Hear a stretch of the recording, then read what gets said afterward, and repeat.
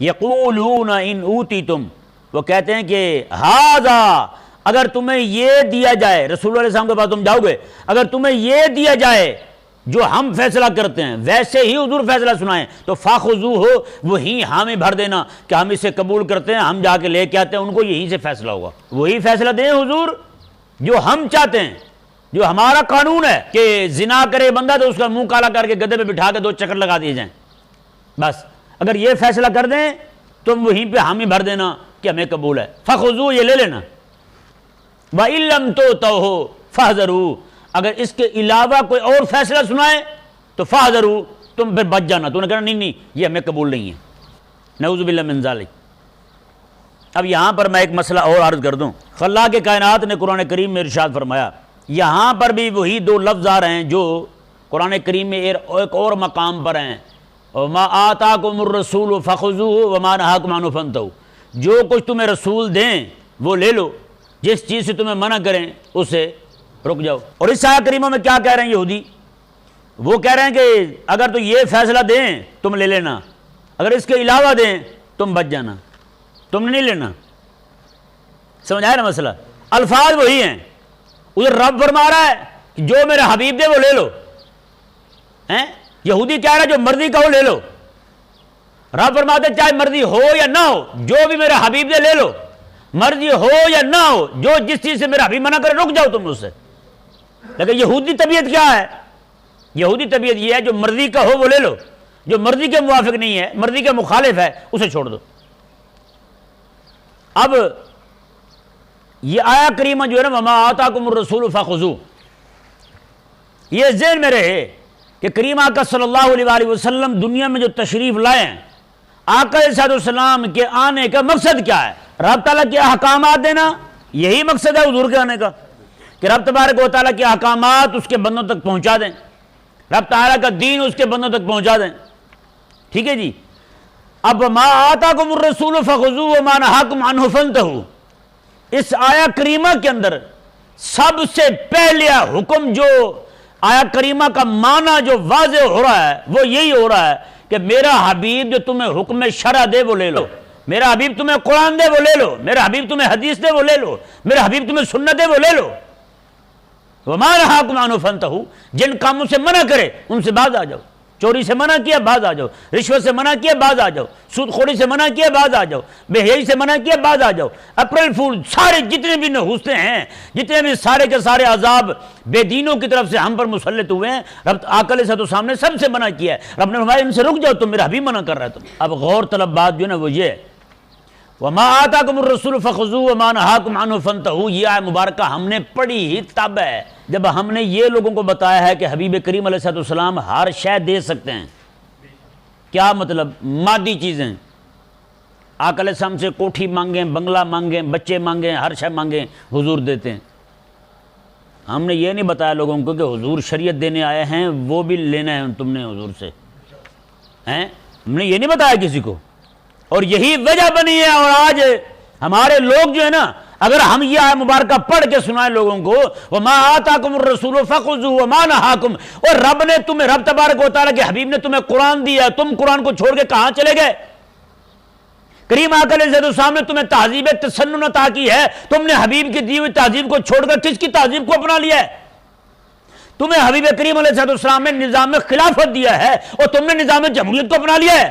حبیب کریم صلی اللہ علیہ وآلہ وسلم نے تمہیں جی معیشت، نظام معیشت عطا فرمایا، سود سے پاک نظام معیشت عطا فرمایا، اور تم نے سودی نظام معیشت کو لے لیا ہے۔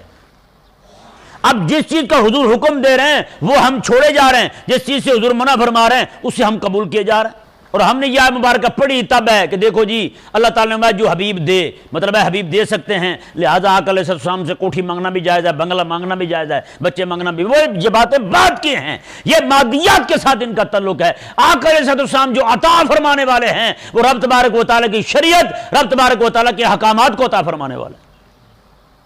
جیسے حضرت سیدنا خواجہ معین الدین چشتی اجمیری رحمہ اللہ، ہم جو ہے نا بڑے ماہر ہیں چیزوں کو ان کی اصل جگہ سے پھیرنے میں۔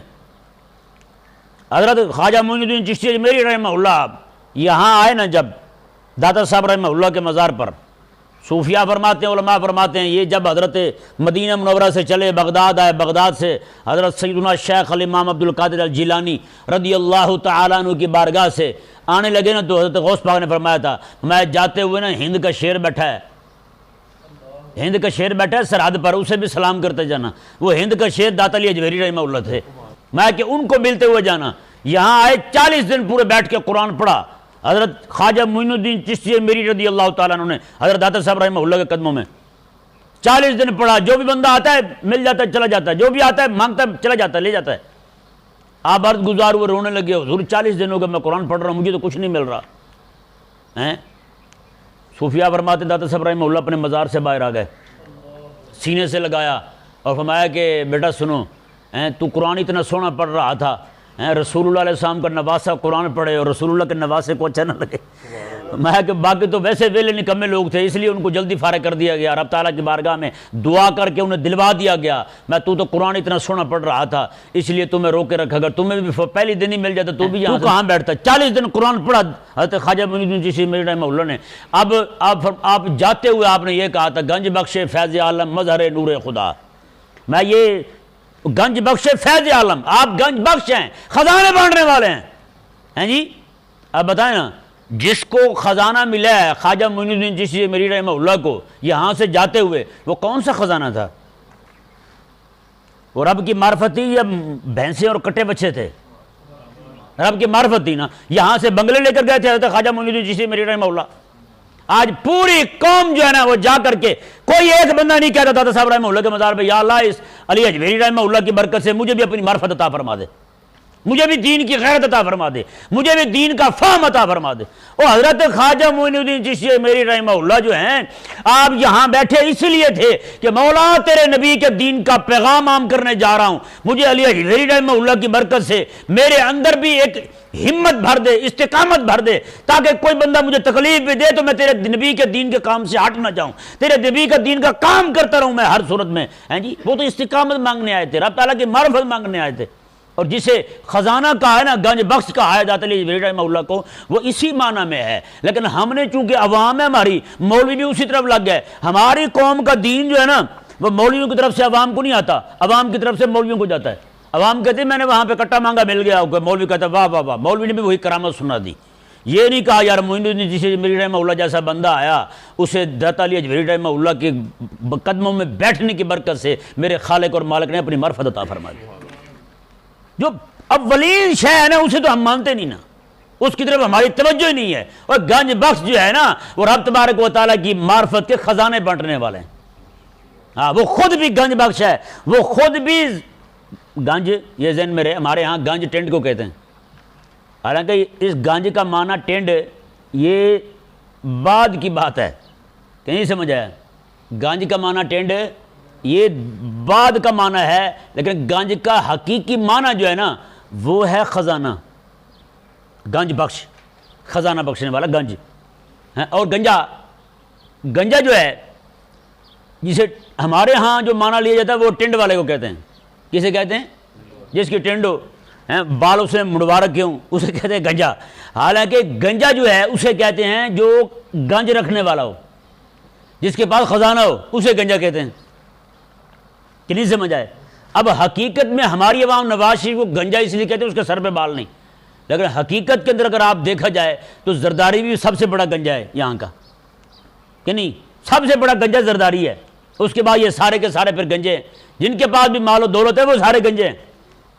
داتا صاحب رحمہ اللہ جو ہیں، آپ کو جو گنج بخش کہا جاتا ہے، اور دیکھیں نا مزے کی بات، آپ نے آگے اگلے شعر کے اسی حصے میں آپ نے بنڈ کر دی، میں گنج بخش فیض عالم مظہر نور خدا، فرمایا کہ آپ نور خدا کے مظہر ہیں۔ یہ نہیں فرمایا کہ آپ مال و دولت رکھتے ہیں تو کسی امیر کے مظہر ہیں، نہ نہ نہ، اللہ اکبر کبیرہ، حد کر دی حضرت خواجہ معین الدین چشتی اجمیری رحمہ اللہ نے۔ گنج بخش فیض عالم مظہر نور خدا، آپ فرماتے ہیں کہ رب تبارک و تعالیٰ کی معرفت بانٹنے میں آپ رب تبارک و تعالیٰ کے نور کے مظہر ہیں۔ جیسے رب تبارک و تعالیٰ اپنی ولایت بانٹتا ہے، اسی طرح کر کے علی اجمیری رحمہ اللہ کی بارگاہ میں جو بندہ نیت کے اخلاص کے ساتھ آ جائے، آپ بھی اسے پکڑتے ہیں اور رب کی بارگاہ تک پہنچا دیتے ہیں، رب تعالیٰ کی بارگاہ تک پہنچا دیتے ہیں۔ ہم نے بھئی دین کو، ان الفاظ کو، معانی کو ان کی اصل جگہ سے پھیر دیا ہے۔ اور آگے کیا فرمایا؟ ناقصاں را پیر کامل، کاملاں را رہنما، جو ناقص ہے نا ان کے لیے تو پیر کامل ہے، اور جو کامل بن کے آپ کے پاس آئے آپ ان کے بھی پیر ہیں۔ ناقصاں را پیر کامل، ناقصوں کے آپ پیر ہیں، پیر کامل ہیں آپ، اور کاملاں را رہنما، اور کامل جو ہیں ان کے بھی آپ امام ہیں۔ مطلب کیا ہے؟ یہاں پہ ناقص آ جائے یا کامل آ جائے، ہر ایک کی رہنمائی ہوتی ہے، ہر ایک کو رب تبارک و تعالیٰ کی معرفت کا نور عطا فرماتے ہیں، ہر ایک کو رب تبارک و تعالیٰ کی بارگاہ تک پہنچانے والے آپ ہیں۔ اب جو معنی تھا ہم نے وہ بیان ہی نہیں کیا، ہماری توجہ ساری کٹے بچے مجھوں پر ہے۔ ہم کہتے ہیں بھائی یہی عطا فرمانے والا دادا صاحب، نہ بھائی نہ، یہ چیزیں بات کی ہیں، یہ مادیت ہے، یہ تو کسی سے بھی آپ مانگ سکتے ہیں۔ آپ اللہ والوں کے پاس جائیں تو ان سے وہی چیز مانگیں جو ان کے پاس ہے۔ ہمارے بزرگ تھے وہ فوت ہونے لگے، رونے لگے، کسی نے پوچھا حضرت کیا ہوا؟ میں زندگی ساری جو بھی بندہ ہے کہنے لگا جی ہماری بھینس نہیں سو رہی، دعا کر دیں، بھینس سو پڑی ان کی، ہمارے ہاں بچہ نہیں پیدا ہو رہا، دعا کر دی بچہ ہو گیا، یہ ہو گیا وہ ہو گیا، ہاں جی بچہ کامیاب ہو جائے امتحان میں۔ کہتے ہیں ایک بندہ بھی ہمارے پاس ایسا نہیں ہے جو آ کے یہ کہے میں جی اپنے رب تک پہنچنا چاہتا ہوں، ایک بندہ بھی نہیں ہے۔ میں کوئی آگے کہتا ہم اس کا ہاتھ پکڑتے اور رب تبارک و تعالیٰ کے دروازے پہ پہنچا دیتے، لیکن کوئی آیا ہی نہیں، کیا کریں؟ ہماری پوری قوم مادیت پہ کھڑی ہے، کرامتیں دیکھ رہے ہیں ساری مادیت والی ہیں، کرامتیں ساری مادیت والی ہیں، جو چیزیں سنائیں گے ہم مادیت والی سنائیں گے۔ آقا علیہ السلام ضرورت آپ فرماتے ہیں، لیکن جو آنے کا مقصد ہے اس مقصد کو چھوڑ دیا۔ وما آتاکم الرسول فخذوہ وما نہاکم، تو بھائی یہ مزاج یہودیوں کا ہے۔ ہم کہتے ہیں جی حضور عطا فرماتے ہیں، بھائی حضور عطا فرماتے ہیں پھر تم لیتے کیوں نہیں؟ آقا علیہ السلام قرآن دے رہے ہیں، قرآن کا نظام دے رہے ہیں، یہ قرآن صرف ختم پڑھنے کے لیے آیا ہے؟ قرآن کریم جو صرف 40ویں پہ پڑھنے کے لیے آیا ہے؟ صرف قبر پر پڑھنے کے لیے آیا ہے؟ 25 قسم کے کھانے سامنے رکھ کے اس لیے پڑھنے کے لیے آیا ہے؟ یا قرآن کریم اپنے نفاذ کے لیے تشریف لایا ہے، جس کے ایک ایک حکم نازل ہونے پر آقا علیہ السلام کو اتنی تکلیفیں دی گئی مکہ مکرمہ میں ہیں؟ وہ پورے کا پورا قرآن تم نے سمجھا کیا ہے اسے یار؟ اللہ کے کائنات نے ارشاد فرمایا جی دیکھیں، یہودیوں نے کہا یقولون ان اوتیتم ھذا فخذوہ، اگر وہ یہی دیں جو ہم کہہ رہے ہیں تو فخذوہ لے لینا، وَإِن لَّمْ تُؤْتَوْهُ فَاحْذَرُوا، اگر اس کے علاوہ کچھ اور دیں کچھ اور حکم کریں تو فاحذروا، پھر بچ جانا، پھر پرہیز کرنا تم نے، پھر نہیں لینا۔